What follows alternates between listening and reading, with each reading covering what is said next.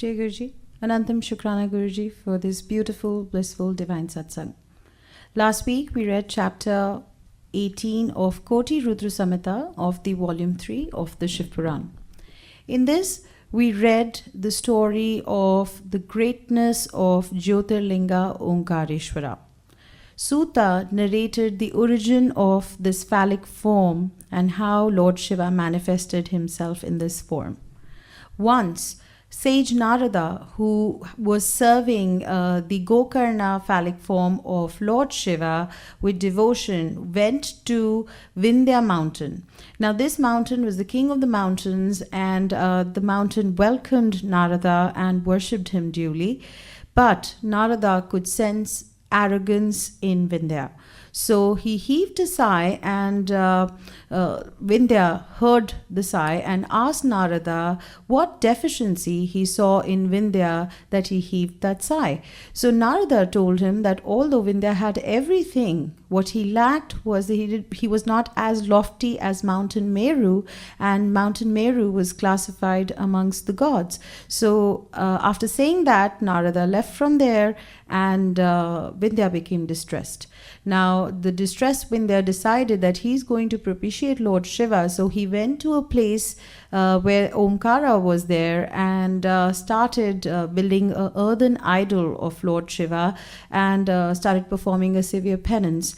Now, Lord Shiva was delighted with his penance and gave him a glimpse of his real form and asked him to request for a boon. So Vindhya requested the Lord to grant him the intellect so that he could fulfill all his desires. Now, Lord Shiva knew that Vindhya was a mountain of deluded intellect, but yet, because he was the benevolent Lord, he gave him or granted him the boon. After that, all the sages and gods requested Lord Shiva to stay there, and Lord Shiva agreed.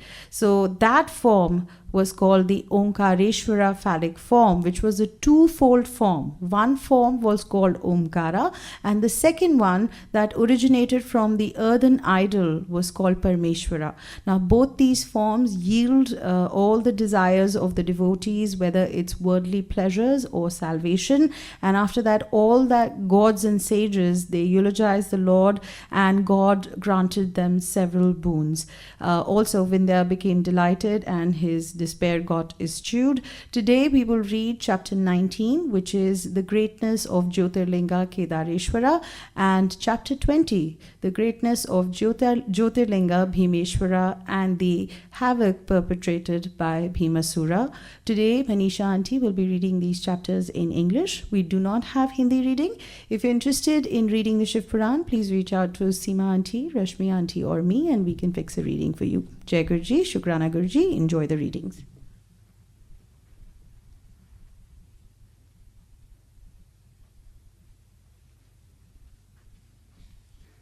Jai Guruji, everyone. Sutta said, O Brahmins, the incarnations of Vishnu, Nar and Narayan, performed their penance in the Bharatkand in the hermitage of Badrika Ashram. Requested by them for their worship, Shiva, being subservient to the devotees, comes every day to that earthen phallic image of Shiva. A long time elapsed while these two incarnations of Vishnu, the spiritual sons of Shiva, performed the worship of Shiva. On one occasion, the delighted Shiva told them, I am delighted. Choose your boon from me. When he said this, Nar and Narayan spoke these words keeping in mind the welfare of the world. Nar and Narayan said, O Lord of gods, if you are delighted, if the boon is to be granted by you, or Shiva, stay here in your own form and accept the devotion of your devotees. Sutta said, thus requested, Lord Shiva himself stayed in Kedar on the Himavat in the form of Jyotirlinga. He was worshipped by them for helping the world and for appearing in the presence of the devotees. He destroys their miseries and terrors. Then Shiva himself stayed there in the name of Kedashwara. By his sight and worship, he bestows the desires of the devotees. The gods and the sages of your worship here, they get the fruit of their desire from the delighted Lord Shiva. Since the residents of Badrika Ashram derive their desires every day by worshipping him, He is called the bestower of the desires of his devotees ever. From that day onwards, if anyone worship Kedaswara with devotion, he will not suffer distress even in dreams. It was he who, on seeing Pandavas, assumed the form of a buffalo, having recourse to his magical skill, and began to run away. When he was caught by the Pandavas, he stood with his face bent down. They held his tail and implored him again and again.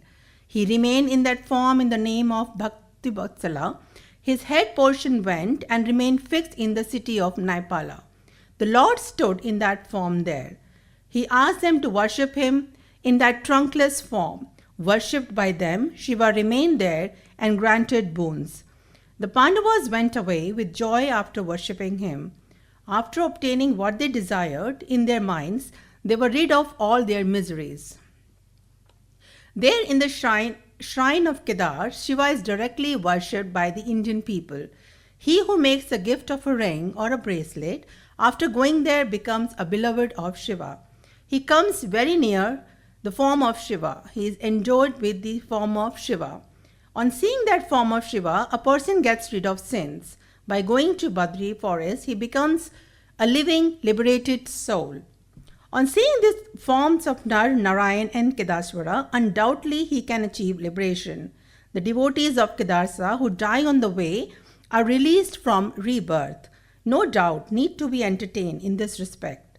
Going there with pleasure, worshipping Kedarsa and drinking the water there, a person is released from rebirth. O Brahmins, in the Bharat country, people should worship with devotion Nar, Narayan, Sura and Kedarsa.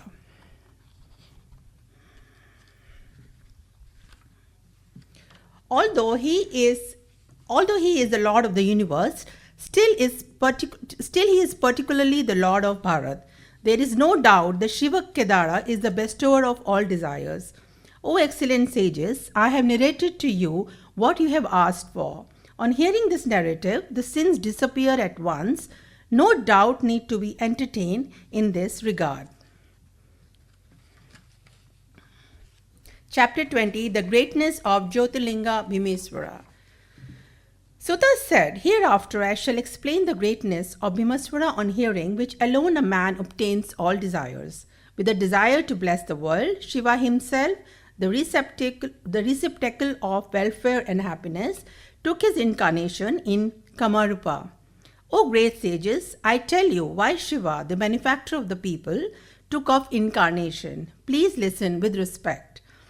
O Brahmins, formerly there was a Rakshas of a great virility named Bhim, who harassed all living beings and who spoiled virtuous rites always. This powerful demon was born of a Karkati from Kumbhakaran. He took up residence on the Saya mountain along with his mother.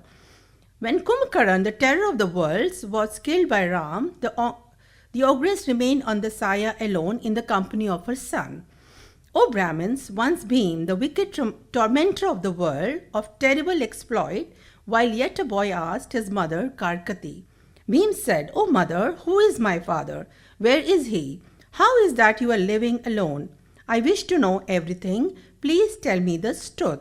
Sutta said, asked thus by her son, the defiled ogress spoke to her son, Listen, I shall tell you. Karkati said, Your father was Kumbhakaran, the younger brother of Ravan.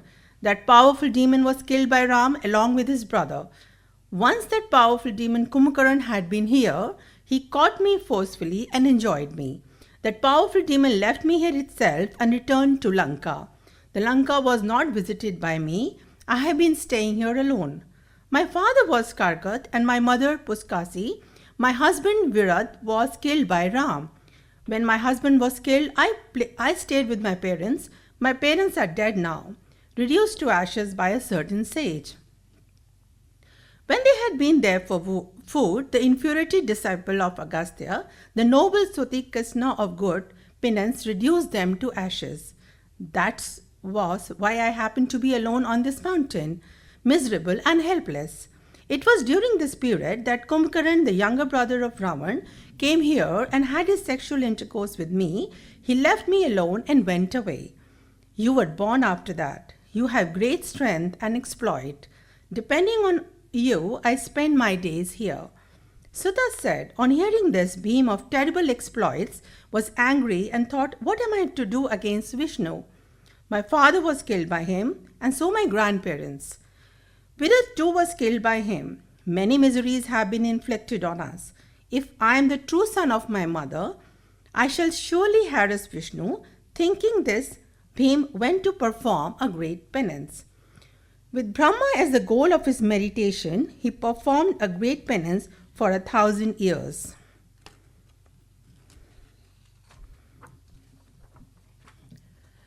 He kept his arms lifted up. He stood on a single foot.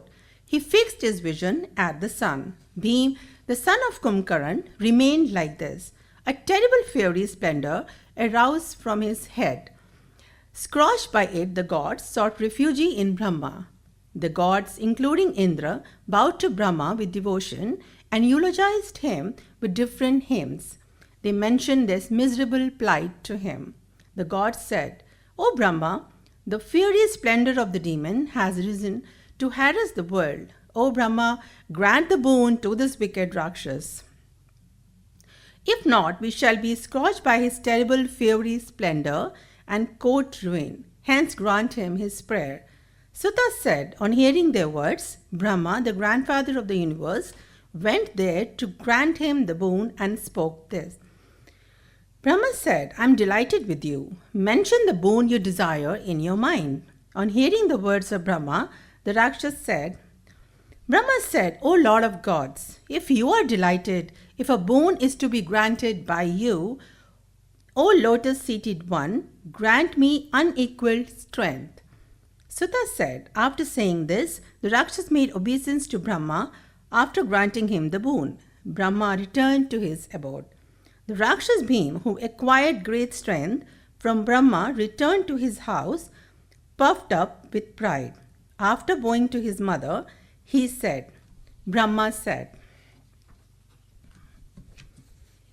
O mother, observe my strength. I shall work up a havoc among the gods, including their chief Indra, and also Vishnu, who goes to help them.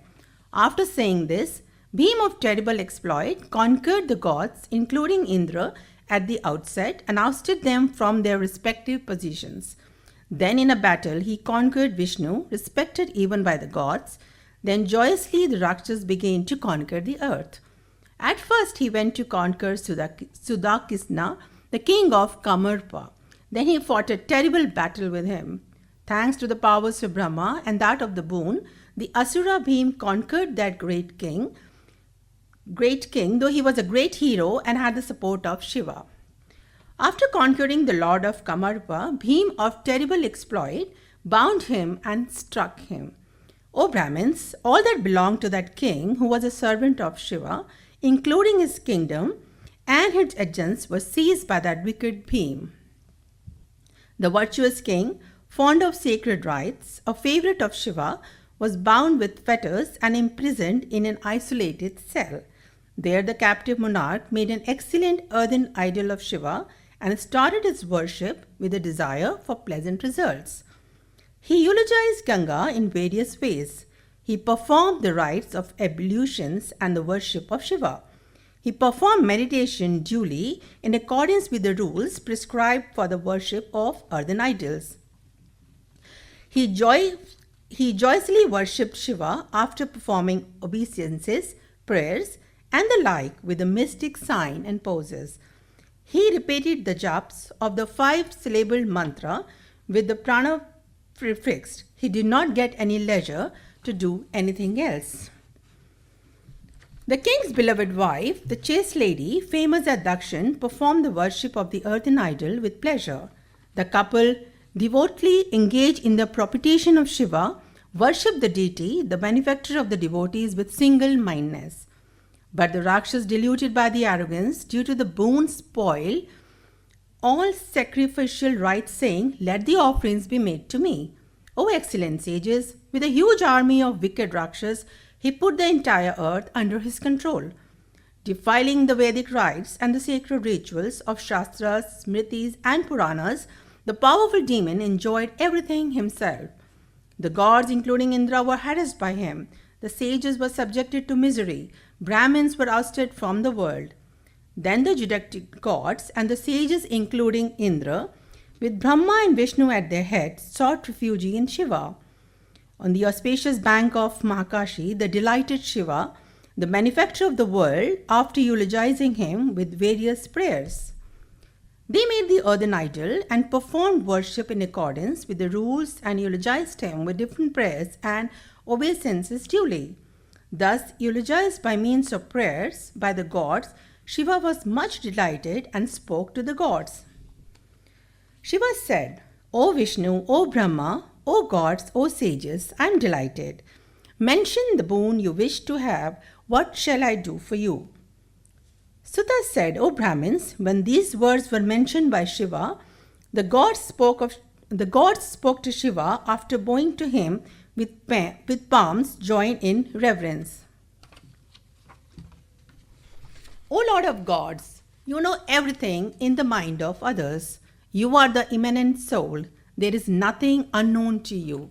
Still at your behest, O Lord, we shall mention our grief.